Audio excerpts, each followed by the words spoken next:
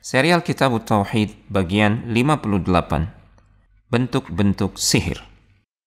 Imam Ahmad rahimahullahu ta'ala, demikian juga dengan Imam Abu Daud dan Imam Ibn Hibban rahimahumallahu ta'ala, meriwayatkan bahwasanya Nabi SAW pernah bersabda, Innal iyafata wa tarqa wa tiyarata minal jibt. Sesungguhnya iyafah, tarq, dan tiyarah termasuk jibt. Auf berkata, iyafah adalah menghalau burung, sementara tarq adalah garis yang digoreskan di tanah. Sedangkan jibt, menurut Al-Hasan Al-Basri, adalah suara syaitan. Tiga hal yang disebutkan dalam riwayat ini adalah beberapa di antara bentuk sihir. Iyafah adalah amalan yang dilakukan oleh para tukang ramal untuk meramal apa yang akan terjadi di masa depan menggunakan nama, suara, dan arah terbang burung. Sementara tarq adalah perbuatan yang dilakukan oleh tukang ramal juga untuk meramal apa yang akan terjadi di masa depan dengan membuat gambar atau garis di atas tanah. Demikian pula dengan al-jibt. Al-jibt adalah sihir atau semacam sihir. Al-Hasan Al-Basri menyebut al-jibt sebagai suara syaitan. Di sini Syekh Muhammad bin Abdul Wahhab rahimahullahu ta'ala menyebutkan beberapa bentuk sihir. Tujuannya agar kita mengenal untuk menghindarinya. Karena banyak di antara manusia tidak mengenali hal-hal ini sehingga mereka menyangka bahwasanya amalan-amalan tersebut adalah bentuk keramat para wali sampai-sampai mereka menyembah para pelakunya. Akibatnya mereka pun jatuh dalam kesyirikan besar. Diriwayatkan dari Ibnu Abbas, beliau berkata bahwasanya Rasulullah SAW pernah bersabda, Man iqtabasa syu'batan minan nujumi faqad iqtabasa syu'batan minas sihr zada ma zada. Barang siapa mempelajari satu cabang dari ilmu nujum, yaitu ilmu perbintangan yang digunakan untuk meramal masa depan, maka ia telah mempelajari satu cabang dari ilmu sihir. Semakin ia bertambah keilmuannya dalam ilmu nujum tersebut, maka semakin bertambah ilmu sihirnya. Hadis ini diriwayatkan oleh Abu Daud, Ibnu Majah, dan Imam Ahmad rahimahumullahu ta'ala. Ilmu nujum atau ilmu perbintangan yang dilarang dalam hal ini adalah jika digunakan untuk mereka-reka atau meraba-raba perkara yang akan terjadi di masa depan.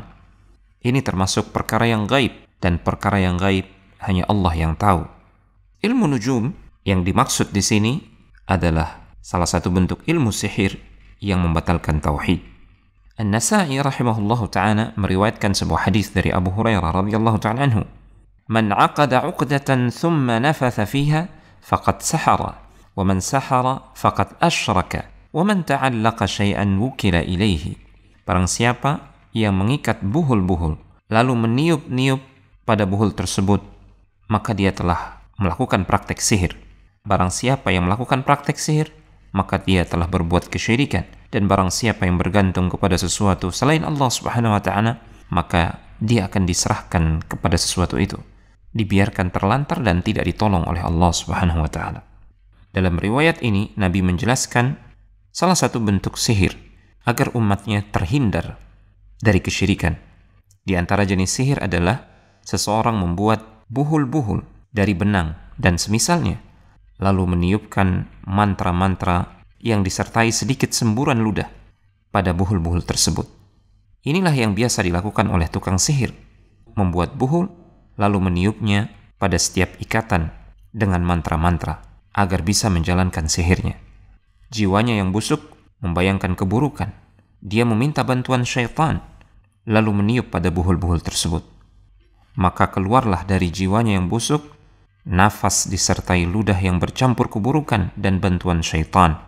Maka sihir itu pun menimpa sasarannya, tentu saja dengan izin Allah Subhanahu wa ta'ala secara kauni. Tentu saja sihir tidak akan berefek tanpa seizin Allah Subhanahu wa ta'ala. Ibnu Mas'ud radhiyallahu ta'ala anhu meriwayatkan bahwasanya Rasulullah SAW pernah bersabda, maukah saya beritahukan kepada kalian tentang adhu atau sihir?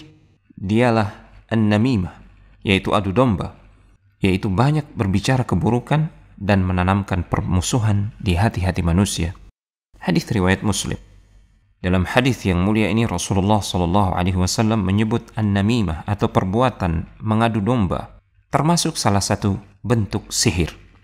Namimah digolongkan sebagai salah satu bentuk sihir karena namimah bisa memecah belah hati manusia dan merusak hubungan mereka. Namun para ulama membedakan hukum bagi pelaku namimah dengan hukum bagi pelaku sihir dari sisi kekufurannya. Pelaku namimah tidak sampai kepada derajat kufur, sementara orang yang melakukan praktek sihir telah menjerumuskan dirinya ke dalam kekufuran. Al-Imam Al-Bukhari dan Imam Muslim juga meriwayatkan dari Ibnu Umar radhiyallahu ta'ala anhuma bahwasanya Rasulullah sallallahu alaihi wasallam pernah bersabda, "Inna minal bayani la sihra." Sesungguhnya di antara kepandaian atau kefasihan dalam berbicara benar-benar terdapat sihir yang mampu mempengaruhi.